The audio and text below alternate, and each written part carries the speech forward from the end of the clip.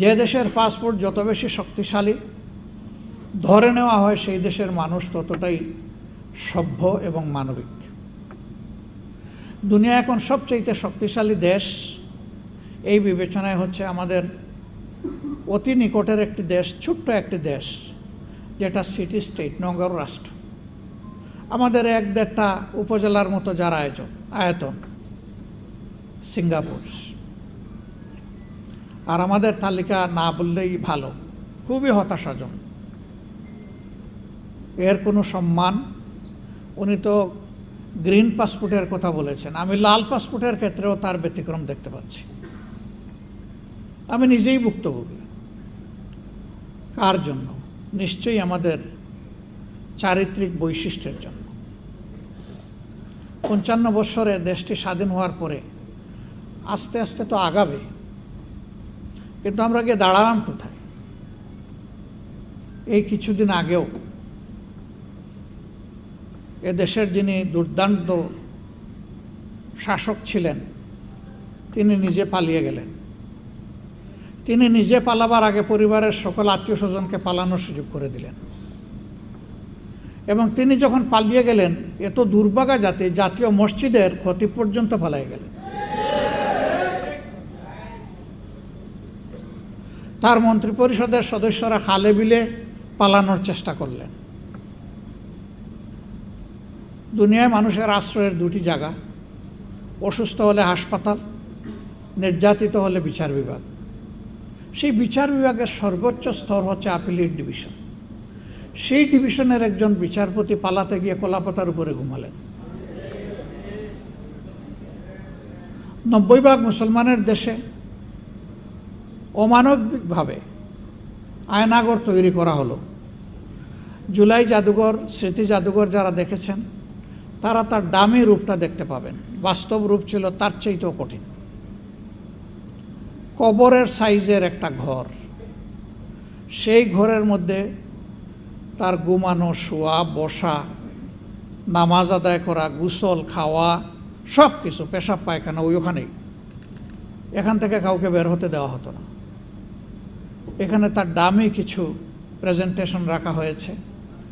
আমি মনে করি যারা সচেতন নাগরিক তাদের প্রত্যেকের এই জাদুঘর ভিজিট করা উচিত। কিন্তু দুর্ভাগ্য, অন্তর্বর্তীকালীন সরকারের সময় জাতির দুঃখের ঘটনাগুলোকে এখানে তুলে ধরা হয়েছিল।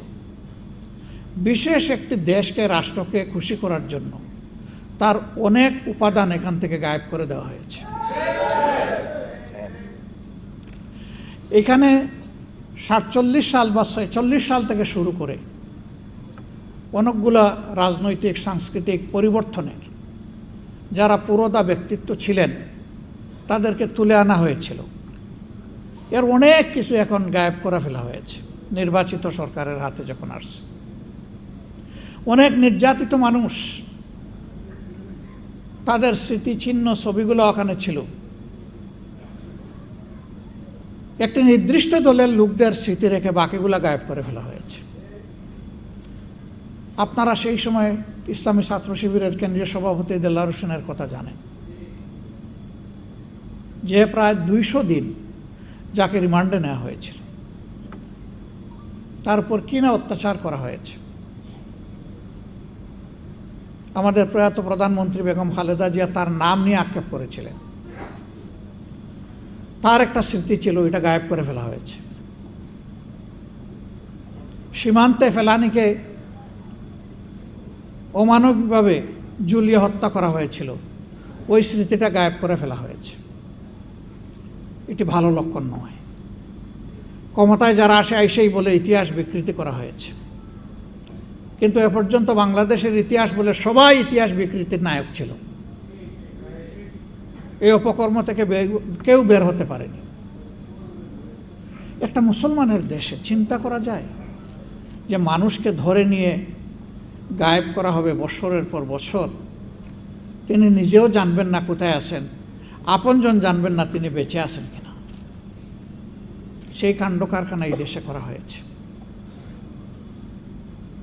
এরা এতটাই অপরাধী ছিল যে দেশের বুকে তারা স্থির থাকার সাহস করতে পারেনি।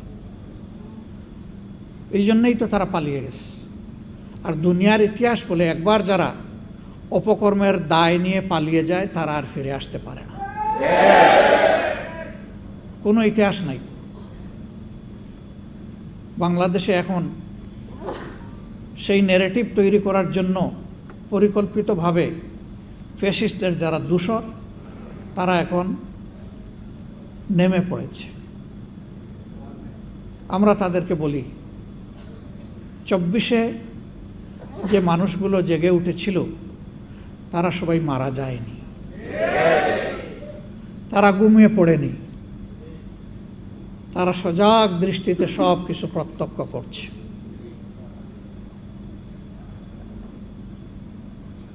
মূল যুদ্ধের আগে বাহিনী তৈরি হয়, তাদের কসরত করতে হয়, রিহার্সেল দিতে হয়। এরা যেন 24-কে ফাইনাল যুদ্ধ মনে না করে, এটা ছিল ফাইনাল যুদ্ধের রিহার্সাল। কারণ 24-এর পরে আমরা মনে করেছিলাম ফেসিবাদের যে পঙ্কিলতা, যে ময়লা, যে আবর্জনা যুগ যুগ ধরে তৈরি হয়েছিল তা এখন পরিষ্কার হয়ে যাবে। কিন্তু আমরা কি দেখতে পাচ্ছি?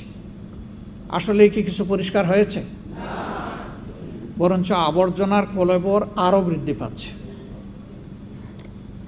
ফেসিবাদ কোনো নির্দিষ্ট দলের সাথে যায় না।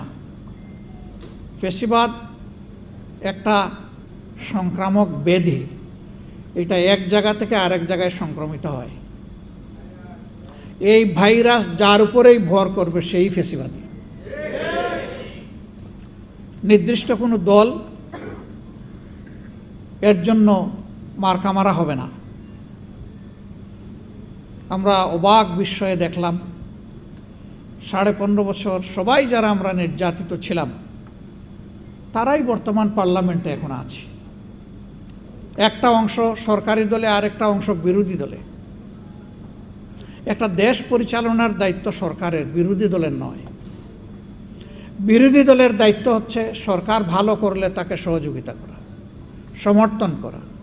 আর সরকার যদি কোনো অন্যায় করে, জনগণের কোনো অধিকার হরণ করে, অথবা যদি খারাপ পথে হাঁটে, তাহলে সরকারকে বাধা দেওয়া, প্রতিবাদ করা। আমরা দেখতে পাচ্ছি 15 বছরের ফেসিবাদী সরকার যে রাস্তায় হেঁটেছে, বর্তমান সরকার সেই রাস্তা ধরেই হাঁটছে। এই রাস্তা পরিবর্তন করতে হবে। এই রাস্তা ফেসিবাদের রাস্তা, এই রাস্তা আয়নাগরের রাস্তা, এই রাস্তা অসংখ্য মানুষকে বিনা বিচারে খুন করার রাস্তা, এই রাস্তা শাপলা চত্বরে আলিম উলামার উপর হায়নার মতো ঝাঁপিয়ে পড়ার রাস্তা। এই রাস্তা বাংলাদেশের মানুষ এই রাস্তায় কাউকে চলতে দেবে না। সুতরাং বিরত থাকুন। আজকের প্রতিপাদ্য বিষয় আলোচনার রাষ্ট্র সংস্কারে মহানবী সাল্লাল্লাহু আলাইহি ওয়াসাল্লামের নীতি ও আদর্শ। এই আদর্শ রাসূল করিম সাল্লাল্লাহু আলাইহি ওয়াসাল্লামের নিজের তৈরি নয়। এই আদর্শ সিলেক্ট করে দিয়েছেন, তৈরি করে দিয়েছেন স্বয়ং আমাদের স্রষ্টা আল্লাহ রাব্বুল আলামিন। আল্লাহ রসুল নিজেই বলেছেন, আনা বাশারুম মিসলুকুম, আমি মানুষের মতোই একজন মানুষ, তবে হ্যাঁ আমাদের মতো মানুষ না। উনি সকলের মধ্যে শ্রেষ্ঠ মানুষ। তফাৎ কি? তফাৎ হচ্ছে আমার কাছে ওহী আসে আর তোমাদের কাছে আসে না। আল্লাহ যা আমাকে হুকুম করেন আমি তাই মানি, এর বাইরে আমি কিছু করি না। অতএব হেরা গুহার প্রথম দিনের দাওয়াত বুকে নিয়ে ওহীর সেই অংশটা, সূরা আল আলাকের এই অংশটা বুকে ধারণ করে তিনি যে ওই হেরা গুহা থেকে জবলে নূরে নেমে এসেছিলেন, ইন্তেকালের আগে তার প্রিয় গুহায় আরেকটি বার তিনি ফিরে যেতে পারেন নাই। কেন পারেন নাই? তখন থেকে তার উপর একটার পর একটা আল্লাহ তাআলার পক্ষ থেকে দায়িত্ব আসতে থাকলো। তিনি কিভাবে এই সমাজকে বদলাবেন। কোন সমাজ? যেই সমাজটি মানুষকে মানুষের স্তরে রাখে নাই, পশুর চাইতে আরো নিকৃষ্ট স্তরে নিয়ে গিয়েছে। দুনিয়ার পবিত্রতম জায়গা খানায়ে কাবা, যেটাকে বাইতুল আতিক বলা হয়েছে, আল্লাহর জন্য নির্ধারিত সর্বপ্রাচীন ঘর, এই গড়টাকেও তারা অপমানিত করেছে। উলঙ্গ মানুষ, নারী পুরুষ ঘোরাফেরা করত, আর সেইটাকেই আবার এবাদতের নামে চালিয়েও দিত। মূর্তি দিয়ে ঠাসা ঠাসা করে রেখেছিল। তাওহীদের আওয়াজ সেখানে বুলন্দ করার পরিবেশ ছিল না, শেষ করে দেওয়া হয়েছিল। নারী জাতিকে মানুষ গণ্য করা হতো না। যারা কালো তাদের কোনো মর্যাদা ছিল না। যারা দাস তাদেরকে পশুর চাইতে আরো নিকৃষ্ট স্তরে বিবেচনা করা হতো। মদ, জুয়া সেই সমাজের অঙ্গের ভূষণ ছিল। নিরাপত্তা বলে কোনো জিনিস ছিল না। মানুষের রক্ত সেখানে মানুষের জন্য হালাল ছিল। যার গায়ে বল আছে সে দুর্বলের উপর যে কোনো সময় ঝাঁপিয়ে পড়তে পারবে, কোনো বাধা নাই। সেই রকম একটি অসভ্য, উচ্ছৃঙ্খল সমাজকে আল্লাহ তাআলা তার প্রিয় নবীর সোহবতে এবং তার হেদায়েতের মাধ্যমে দুনিয়ার সবচেয়ে সভ্য জাতিতে পরিণত করেছিলেন। হযরতে উমরের মতো মানুষ, তিনি বের হয়েছিলেন আল্লাহ রাসূলকে হত্যা করার জন্য। সেই হত্যাকারীকে আল্লাহ তাআলা ওই সফরেই হেদায়েত দিয়ে দুনিয়ার একজন শ্রেষ্ঠ মানুষে পরিণত করলেন। কোরআন শুধু মুসলমানের জন্য নয়, কোরআন শুধু মানব জাতির জন্যও নয়, কোরআন সমস্ত সৃষ্টির শৃঙ্খলা বিধানের জন্য। এই জন্য মানুষকে শুধু মানুষের উপর দায়িত্ব দিয়ে পয়দা করা হয়নি, মানুষকে পয়দা করা হয়েছে তামাম সৃষ্টির উপর শৃঙ্খলা বিধানের দায়িত্ব দিয়ে। তাই একটা অবুঝ প্রাণীর প্রতি একজন মানুষের কি আচরণ হবে সেইটাও কিন্তু আল্লাহ তাআলা শিখিয়ে দিয়েছেন, কোনো কিছু বাদ রাখেন নাই। এই কোরআনী শাসন যেখানে যখন, অথবা ওহীর শাসন যেখানে যখন প্রবর্তিত হয়েছে, প্রতিষ্ঠিত হয়েছে, সেই সমাজের মানুষ শান্তি এবং সম্মান দুটি জিনিস পেয়েছে। আর যখনই আল্লাহর শিক্ষা থেকে মানবজাতি দূরে সরে গেছে, তখনই অশান্তি এবং অপমান তাদেরকে কাবু করে বসেছে। আজকে বাংলাদেশ সহ বিশ্বের অবস্থা এমনই। সম্মানিত ভাই ও বন্ধুগণ, এখানে যে সংস্কারের উপস্থাপনা করা হয়েছে এটি হচ্ছে পূর্ণাঙ্গ সংস্কার, এটা আংশিক নয়, যেটার মাধ্যমে মানবজাতির মানবজগতের আমূল পরিবর্তন ঘটবে। রাসূলুল্লাহ সাল্লাল্লাহু আলাইহি সাল্লামের আন্দোলনটা ছিল মূলত সাংস্কৃতিক আন্দোলন, অপসংস্কৃতিকে বদলে দেওয়ার আন্দোলন। যে মায়ের জাতিকে মানুষ গণ্য করা হতো না, সেই মায়ের জাতিকে বসানো হয়েছে মায়ের সম্মানে। পিতার চাইতে 3 গুণ বেশি সম্মান দেওয়া হয়েছে তাদের। আজকের ঘোষক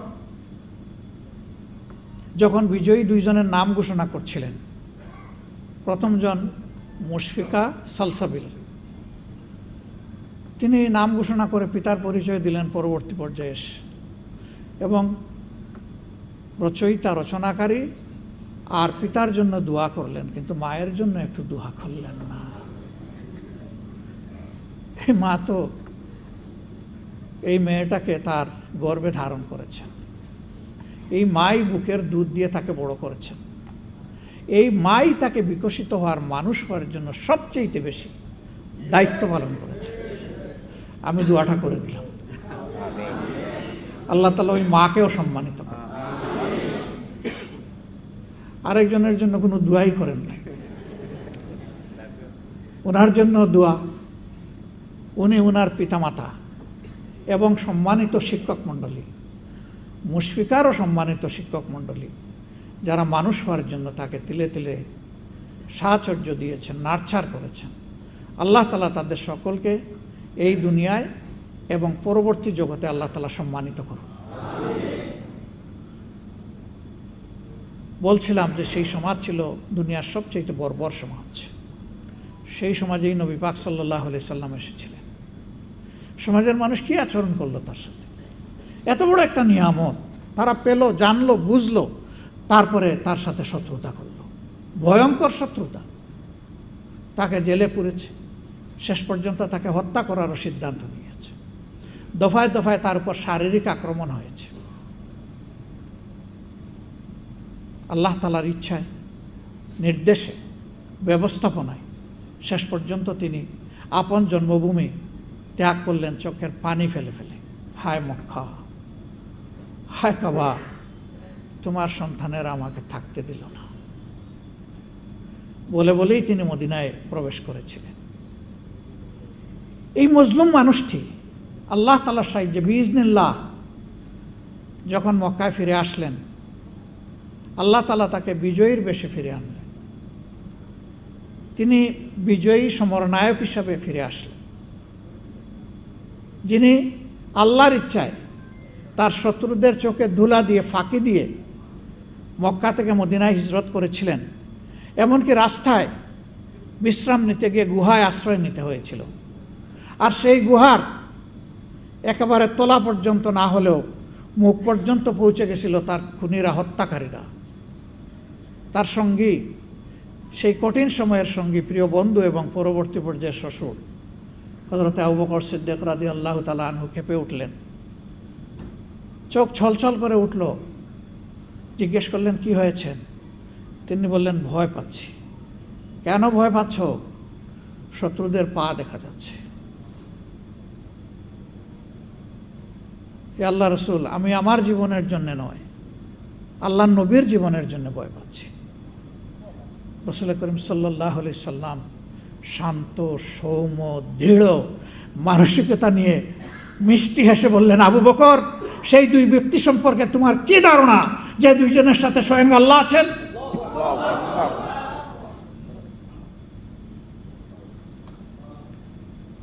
সেই ব্যক্তিটি যখন ফিরে আসলেন, ফিরে আসার পরে তিনি বললেন, ও মক্কাবাসী, আজকে তোমরা মুহাম্মদের কাছে কি চাও সাল্লাল্লাহু আলাইহি ওয়াসাল্লাম?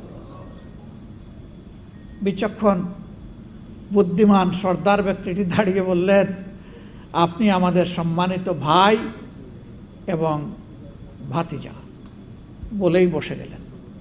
কি চান এটা বলেননি, ইশারা কাফি। রাসূল মকবুল সাল্লাল্লাহু আলাইহি ওয়াসাল্লাম বুঝে ফেললেন, আপন ভাইয়ের কাছে, আপন ভাতিজার কাছে একজন মানুষ বা মানব গোষ্ঠী যা চায়, আজকে মক্কাবাসী আমার কাছে তাই চায়। তার অন্তরে ভাবনার জোয়ার সৃষ্টি হলো, আমি আজ কি করব? এখানে তো আমি স্পষ্টভাবে দেখতে পাচ্ছি হযরতে সুমাইয়ার হত্যাকারীদেরকে। আমি তো দেখতে পাচ্ছি হযরতে খাব্বাবের উপরে যারা অত্যাচার করেছিল তাদের মুখ। আমি তো দেখতে পাচ্ছি আমার কলিজার টুকরা বেলালকে যারা টেনে হিঁচড়ে মক্কার অলিতে গলিতে তার রক্ত জড়িয়েছে, মাংস জড়িয়েছে, চর্বি গলিয়েছে, আমি তাদের মুখ দেখতে পাচ্ছি। অবস্থা আজকে আমি কি করব? হে আল্লাহ, তুমি সাহায্য করো। আলহামদুলিল্লাহ, কিছুক্ষণের মধ্যেই তার মুখ উজ্জ্বল হলো।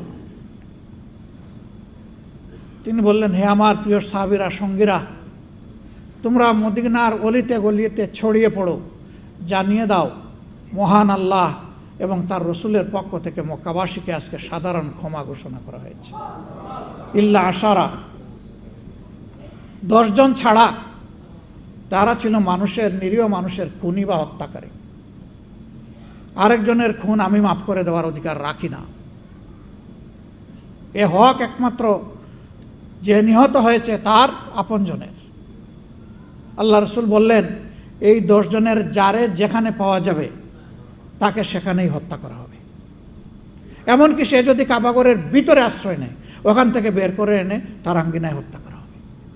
যদি কাবার গিলাফের পিছনে লুকিয়ে থাকে, ওখান থেকে বের করে এনে তাকে হত্যা করা হবে।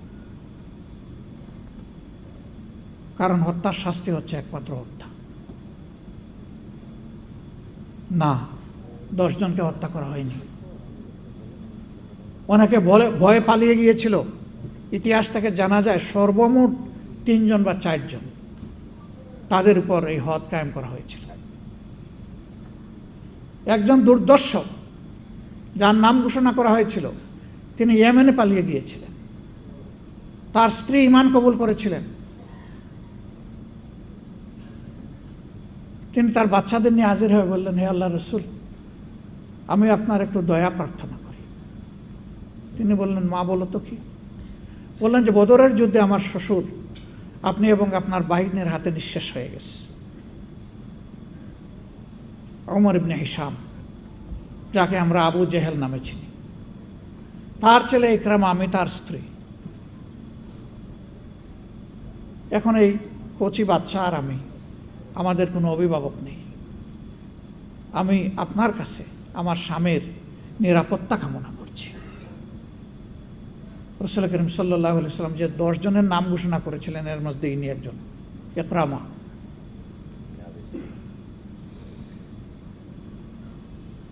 আল্লাহ রাসূল কিছু সময় নিয়ে বললেন, একজন মা হিসাবে তোমাকে সম্মান করলাম এবং তোমার অনুরোধ মঞ্জুর করলাম।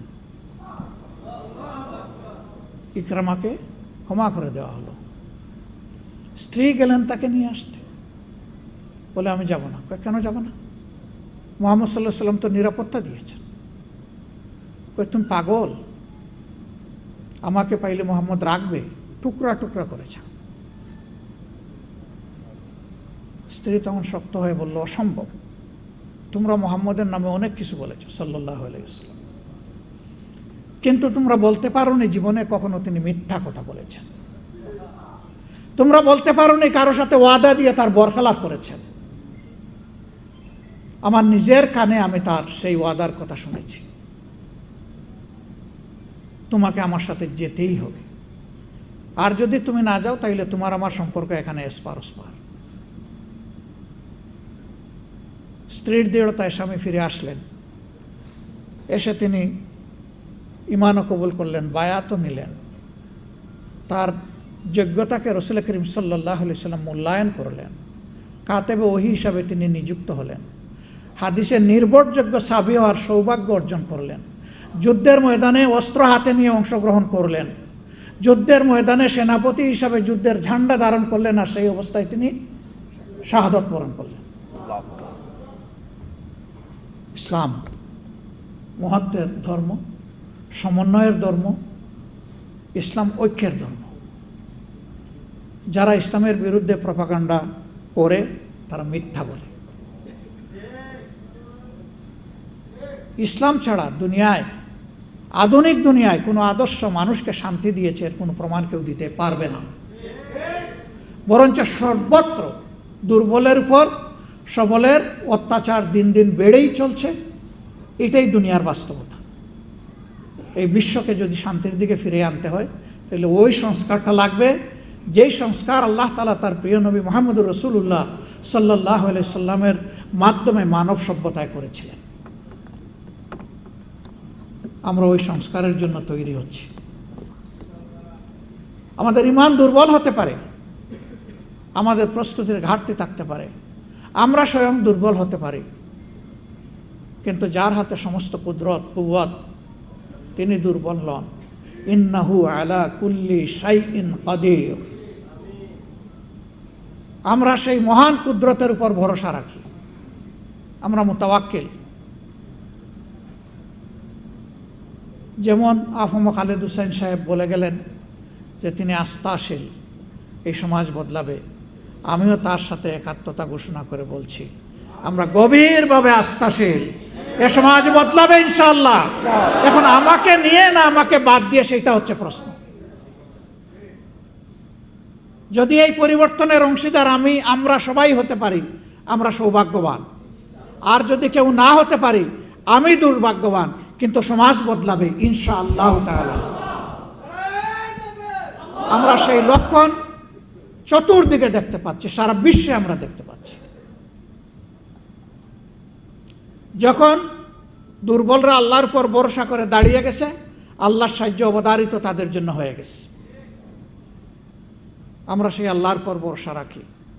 সেই পরিবর্তনের জন্যই আসুন সবাই মিলে আমরা সমবেতভাবে প্রস্তুতি নেই একটা মানবিক সমাজ গড়ার জন্য, যেই সমাজে প্রত্যেকটি মানুষের মানবিক মর্যাদা প্রতিষ্ঠিত হবে, নারী পুরুষ নির্বিশেষে। মদিনার সনদের কথা আজকের আলোচনায় এসেছে। এর সাথে শোনায় সুহাগা হতো যদি বিদায় হজ্জের ভাষণের সারবস্তু এখানে সংযোজিত হতো।